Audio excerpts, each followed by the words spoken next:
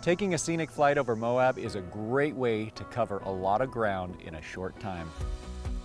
Canyonlands traffic, stationair 73727, we'll be taking off 21 straight out to the southwest, Canyonlands. If you look out the right side, you can see the confluence of the Green and Colorado rivers down there.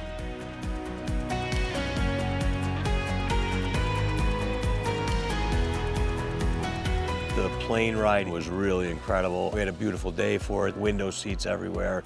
I thought that seeing that really sets a perspective for you. I thought it was wonderful. That was an amazing flight. It was my first time on such a little airplane. There was just literally the four of us and the pilot flying over these beautiful mountains and hills, and it was amazing.